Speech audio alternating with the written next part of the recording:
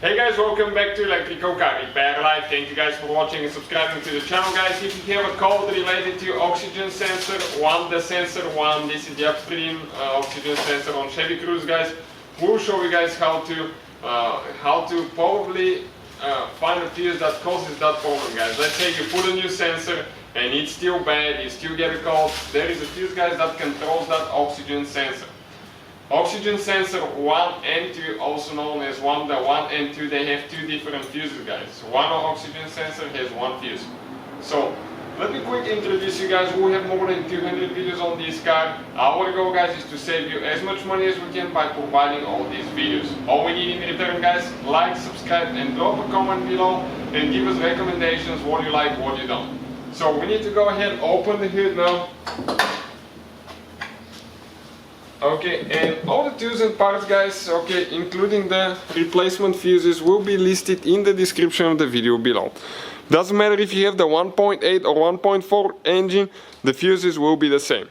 So, oxygen sensor 1, guys, upstream oxygen sensor is this guy, okay, right here.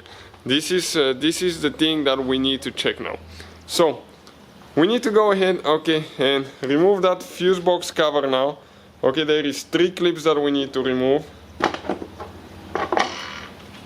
Pull them like that now, guys. The fuse that we need to check, actually, it's fuse number 47.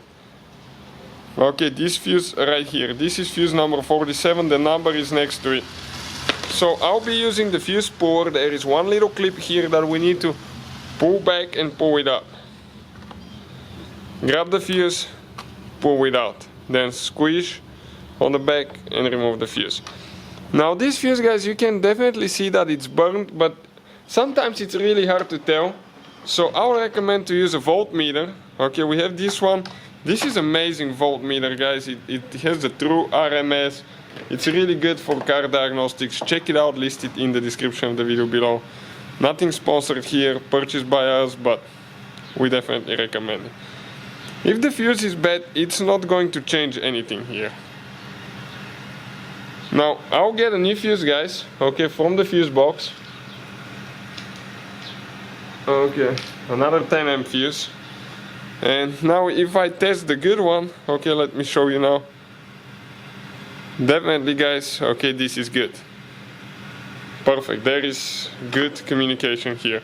So I'll just go ahead, okay, push it in like that. Next, don't forget to install your clip here.